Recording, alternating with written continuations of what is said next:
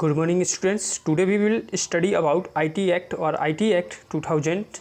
इसे IT law कहते हैं। 2000 में बनाया गया था इसको, इसलिए इसका नाम 2000 है। फिर उसके बाद उसे 2012 में से अमेंडमेंट भी किया गया है। तो ये बेसिकली जो लॉ है स्पेशली साइबर क्राइम्स और इलेक्ट्रॉनिक ट्रांजेक्शन या इलेक्ट्रॉनिक कॉमर्स से रिलेटेड है। मतलब कि जो भी हमारे साइबर पे क्राइम्स होते हैं या साइबर सिक्योरिटी को कैसे ज़्यादा से ज़्यादा बेटर बनाया जा सके, उस पर कोई भी प्रॉब्लम क्रिएट ना हो उसके लिए, और electronic transaction specially e commerce में, दो पे ये मेनली फोकस करता है। तो इसको फर्स्ट जो ड्राफ्ट आया था, पहले हम हिस्ट्री देखते हैं। तो मिनिस्ट्री ऑफ कॉमर्स ने गवर्नमेंट ऑफ इंडिया के 1990 एक्ट में से ड्राफ्ट बनाया था, एक मसौदा तैयार किया गया था इसके लिए। फिर इसको रीड्राफ्टेड किया गया आईटी बिल के नाम से। इसको 1999 में एंड पास किया गया 2000 में, जब प्राइम मिनिस्टर हमारे K R Narayan and IT minister Pramod Mahajan थे। ऑब्जेक्टिव की बात करते हैं तो ये बेसिकली कि जो ट्रांजेक्शन हो रहे हैं ऑनलाइन ट्रांजेक्शन, उनका रिकॉग्निशन करें कि ट्रांजेक्शन में कोई भी सिक्योरिटी में कोई भी वायलेशन ना हो, सिक्योरिटी हमेशा बेटर रहे, और डिजिटल सिग्नेचर को भी बेटर तरीके से लीगल रिकॉग्निशन देता है, क्योंकि डिजिटल सिग्नेचर ऑथेंटिकेशन और इंटीग्रिटी के लिए यूज होता है। और थर्ड इसका जो कंसेप्ट होता है ऑब्जेक्टिव कि जो भी ऑनलाइन डॉक्यूमेंट फिलिंग हो रहे हैं उनकी सिक्योरिटी कैसे बूस्ट की जाए। तो it's provide filling of online documents with government agency and departments, और उनकी सिक्योरिटी को भी मेंटेन रखा जाए। तो ऑनलाइन फिलिंग का जो कंसेप्ट आया है, जैसे चाहे तो पैन कार्ड, आप कोई भी डॉक्यूमेंट, गवर्नमेंट डॉक्यूमेंट, लाइसेंस हो, गवर्नमेंट ऑनलाइन आप उसको बनाने की कोशिश कर रहे हैं, या फिर कोई भी टास्क है जो ऑनलाइन किया जा रहा है, वो सारा इसमें आता है। नेक्स्ट होता है ये इलेक्ट्रॉनिक स्टोरेज ऑफ डेटा को प्रोवाइड कराता है, मतलब लीगल इंफॉर्मेशन अलाउ करता है कि आप अपना जो भी ऑनलाइन डेटा है उसको कहीं भी स्टोर कर सकते हैं, चाहे तो वो डॉक्यूमेंट हो या फिर क्लाउड कंप्यूटिंग इसका बेस्ट एग्जांपल है। It provide legal sanction and also facilitate the electronic transaction. हाँ, कुछ इलेक्ट्रॉनिक ट्रांजेक्शन होते हैं उनको ये डिफरेंट इंस्टीट्यूट के बीच में एक सैंक्शन, लीगल सैंक्शन देता है, मतलब एक तरह से मंजूरी दे देता है कि जो भी ट्रांजेक्शन है वो बैंक में हो सकते हैं, किसी अदर इंस्टीट्यूशन के बीच में ट्रांसफ़र कर सकते हैं। अब बात करते हैं इसके फीचर्स की। तो देखिए ऑब्जेक्ट जो रहेंगे वही इसके फीचर्स बन जाएंगे, क्योंकि जो सक्सेस हो गया तो पहला फीचर्स यही है कि डिजिटल सिग्नेचर को लीगल रिकॉग्निशन है, फिर लीगल रिकॉग्निशन है हमारे ऑनलाइन ट्रांजेक्शन को।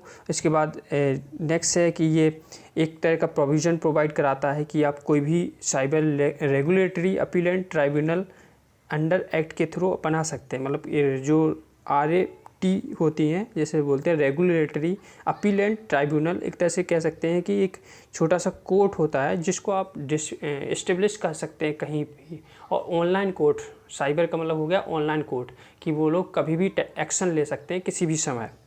ऐसा ये एक्ट के थ्रू पॉसिबल हो सकता है। नेक्स्ट इसका जो फीचर्स होता है कि जो डिजिटल सिग्नेचर होता है, हम जानते हैं कि ये सिमेट्रिक क्रिप्टो सिस्टम में यूज होता है एंड आल्सो हैश फंक्शन में भी यूज हो सकता है। तो जब इसको लीगल रिकॉग्निशन है तो डिजिटल सिग्नेचर बहुत ज़्यादा इम्पोर्टेंट होता है। यहाँ पे सबसे इम्पोर्टेंट पॉइंट जो है वो 5 और 6 है कि जो ऑफेंस होता है, मतलब IT एक्ट है इंडिया का, ये आउटसाइड इंडिया भी अप्लाई किया जा सकता है कि यदि कोई ऐसा क्राइम कर रहा है आउटसाइड इंडिया फिर साइबर क्राइम, तो government take action against them. Next जो रूल है सबसे इम्पोर्टेंट है कि जो भी गवर्नमेंट ऑफिसर हैं they can arrest a person at any time any places. कोई ज़रूरी नहीं है विदाउट एनी वारंट, आपको कोई भी वारंट या इन्फॉर्मेशन नहीं प्रोवाइड की जाएगी कि आपके खिलाफ ये है, बिना किसी वारंट के आपको वो लोग अरेस्ट कर सकते हैं। कुछ इसमें स्कीम की बात करते हैं, जिस तरह से हमारा कॉन्स्टिट्यूशन है इसी तरह से इसका भी एक डॉक्यूमेंटेशन है, जिसमें इसमें 13 चैप्टर्स हैं, 19 सेक्शन है, कि कुछ चैप्टर में कुछ सेक्शन है, किसी चैप्टर में कुछ ज़्यादा सेक्शन है, इस तरह से। तो चैप्टर 1 जो है वो इसमें 3 सेक्शन है, टाइटल है, कमेंट्स है, और स्कीम एप्लीकेशन के बारे में है। जो चैप्टर 2 है ये बेसिकली डिफ़ाइन करता है authentication of electronic boards and digital signatures के बारे में डिफ़ाइन किया गया है। इसी तरह से चैप्टर 11 है, ये बेसिकली डिफ़ाइन करता है ऑफेंसेस एंड पेनल्टी के बारे में। बाकी और भी चैप्टर्स आप नेट पर सर्च करके उनके बारे में पढ़ सकते हैं, खैर सिलेबस के हिसाब से वो ज़्यादा इंपॉर्टेंट नहीं है। नेक्स्ट है अमेंडमेंट इन एक्ट, जैसे IT एक्ट 2008 के नाम से जानते हैं, सॉरी 2012 नहीं, IT एक्ट 2008 है, वो गलत बोल दिया, sorry. New faces of cyber crimes were added. इसमें क्या हुआ कि कुछ न्यू क्राइम्स बढ़ गए हैं, तो उनको उस समय इसमें अमेंडमेंट मतलब क्या होता है कि एक नए संशोधन में इसे ऐड कर दिया गया है। ये बेसिकली फोकस करता है कि रोल ऑफ इंटरमीडियरीज या थर्ड पार्टी, जो भी थर्ड पार्टी के रोल पर ज़्यादा फोकस करता है कि मतलब क्या है कि जैसे कोई कुछ भी यदि कुछ ऐसा क्राइम्स होता है जहाँ पे आईटी एक्ट नहीं अप्लाई हो सकता, लेकिन थर्ड पार्टी वहाँ पे अपना एक्शन ले सकती है, मतलब जिसका प्रोडक्ट है वो खुद एक्शन ले सकता है उसके खिलाफ। तो थर्ड पार्टी का रोल ज़्यादा बढ़ गया है इस समय।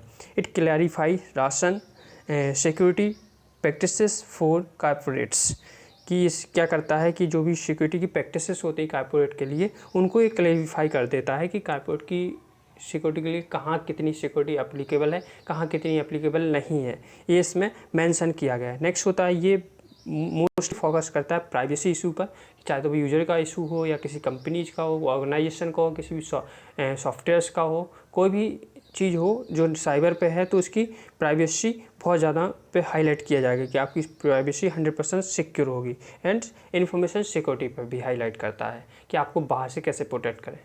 प्राइवेसी क्या होती है, प्राइवेसी को फिर बता देते हैं, पहले भी बताया। प्राइवेसी का मतलब ये होता है कि आपकी जो इन्फॉर्मेशन है, एग्जांपल फॉर लेते हैं कि मान लीजिए आप किसी भी सोशल मीडिया पे हैं या कहीं भी, तो आपकी जो मोबाइल नंबर हो गया, आपका डेटा हो गया, आपका नेम हो गया, आप कैसे एनोनिमस रह सकते हैं, मतलब आपकी जो भी इन्फॉर्मेशन है आप चाहें तो छिपा सकते हैं कि उसे दूसरे को नहीं दिखाना है, उसे हम कहते हैं प्राइवेसी। और सिक्योर का मतलब होता है कि आपको बाहरी बचाव, आक्रमण से, अटैक से कैसे बचाएं, उसे हम सिक्योरिटी कहते हैं। तो ये था हमारा आईटी एक्ट। तो आईटी एक्ट 2000 है, ये 2000 में पास किया गया था। इसके ऑब्जेक्टिव ये हैं कि ज़्यादा से ज़्यादा सिस्टम को सिक्योर किया जा सके और ट्रांजैक्शन और डिजिटल सिग्नेचर को लीगल रिकग्निशन दी जा सके।